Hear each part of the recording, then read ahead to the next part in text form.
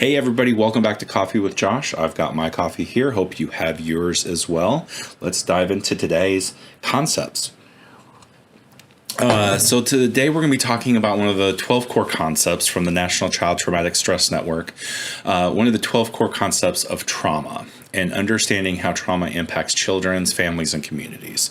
So concept number 5 is danger and safety are core concerns in the lives of traumatized children.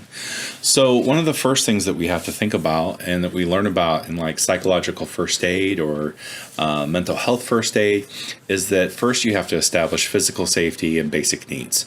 And so if the trauma exposure was very recent or current and just recent, the first thing you're wanting to make sure that the child has what they need and is physically safe from being re-traumatized. And so that means they're in a safe environment. They have food, water, shelter, clothing, maybe something to play with.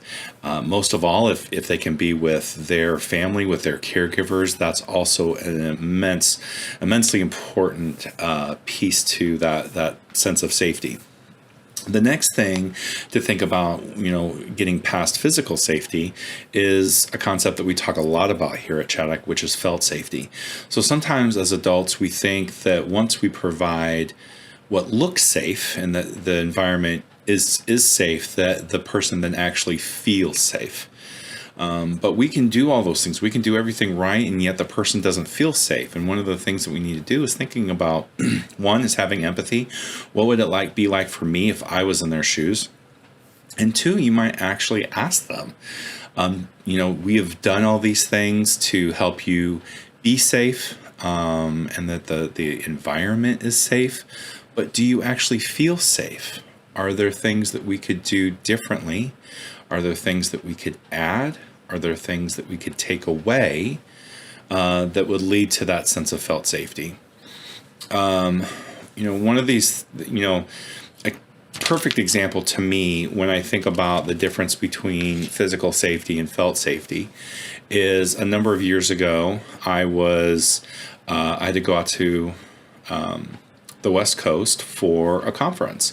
And as I was making my plans, I realized that I would be flying back on September 11th, an anniversary of a horrible shared trauma that we have in this country. And as I navigated through the security of the airport that day, those things were to provide physical safety.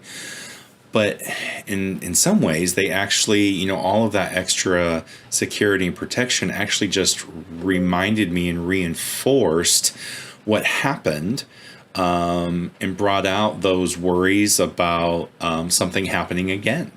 And so, I didn't, even though there was things in place to make me physically safe, I wasn't experiencing felt safety in that moment. And so as professionals, as helping professionals that are working with kids and families, that's a huge thing to think about, is the difference between physical safety and felt safety. And we want to try to have both of those. As we think about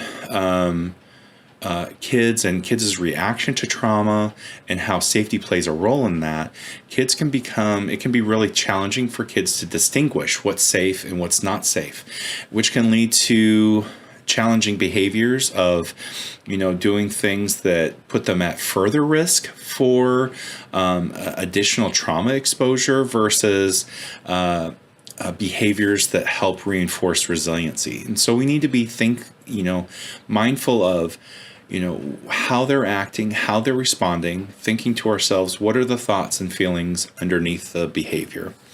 Always thinking about behavior has meaning. So what is this particular child trying to say with this behaviors?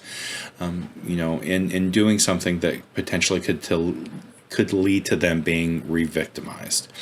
And so what is it they're trying to run to? What are they trying to run away from? What need might they be having that they're trying to get met?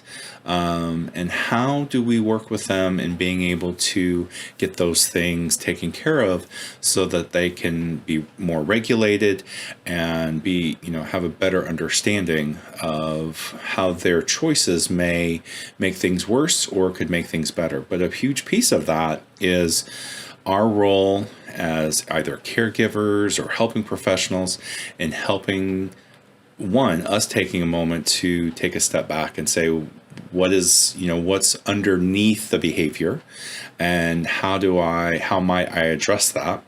But also then that next step is helping them walk through the process of them understanding their behavior and being able to recognize the challenges that might come with that behavior or how it might be supporting their recovery and overcoming that trauma exposure they had. So thanks for stopping by for yet another Coffee with Josh. Look forward to seeing you next time. Hope you have a great cup of coffee with you today. Enjoy the rest of your day and have a wonderful week. Thanks, everybody.